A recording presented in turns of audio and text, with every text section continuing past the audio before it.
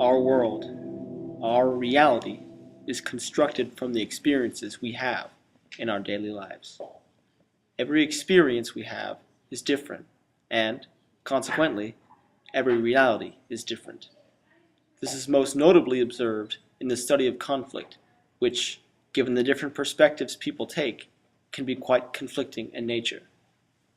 The different perspectives of conflict are as unique as a sock drawer. Although two different types of socks may be paired together, they may not manage conflict in the same way. For example, one might take an avoidance stance to conflict, in which they perceive that conflict does not exist. They might walk away if something starts to brew, and not tell anyone once a conflict has occurred. Whereas another person might take an aggressive approach, viewing conflict as a win-lose situation. One might establish their position early and never back down from it once the conflict has risen. Or in contrast to both of these, one might take a more collaborative approach, in which they might seek to resolve things between two parties, dealing with the issue directly and utilizing good listening skills to resolve the conflict. One's understanding of conflict can be viewed as one views the world through a lens. One needs to consider both communication behaviors and the perception of those behaviors. This can be represented through hypothetical sock Bill and hypothetical sock Linda. Bill, being a Nike sock, views the communicative actions of Linda, a sock of colorful experiences, as different from his own. He interprets the meaning of Linda's actions from his own perspectives and the past events of their relationship. What? What do you mean, what? What's wrong with you? You sighed. I was just breathing. You breathe in an exasperated manner. You make me pale with irritation. The lens through which we see the world often acts as a filter, which may affect our behaviors. This filter may be influenced by our gender orientations.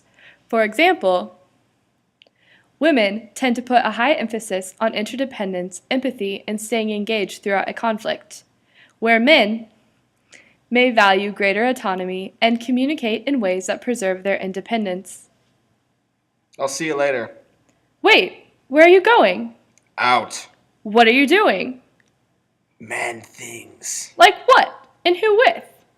Playing football, drinking beer, and farting. Audibly. Wait, it's Saturday. Saturday's always date night. You're smothering me and I need my space. No, let's talk about this. I don't want to talk about this. No, wait, let's talk about it. Leave me alone! In addition to our perspectives being influenced by our gender, our perspectives are also influenced by the culture in which we are socialized. For example, one culture might be identified as individualistic, emphasizing independence and personal pursuit, while other culture might be more collectivistic, putting a greater emphasis on group dynamics and less of one on self-expression. And assuming that another culture may have the same values and beliefs as one's own is called ethnocentrism. For example, when hypothetical sock Bill and hypothetical sock Percival meet for the first time at dinner, these conflicting cultural views are expressed. This filet mignon is exquisite. I don't speak Spanish. In America, we call this steak. You, my good man, are an ignoramus. What in tarnation is an ignoramus? Read a book. Read the inside of my butt.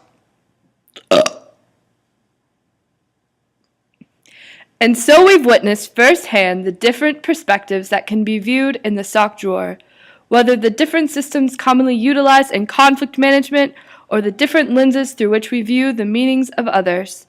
As long as we can realize the sock on the other foot might be a different color or brand, a different style or history, then we can walk together in harmony in this great sock drawer we call Earth.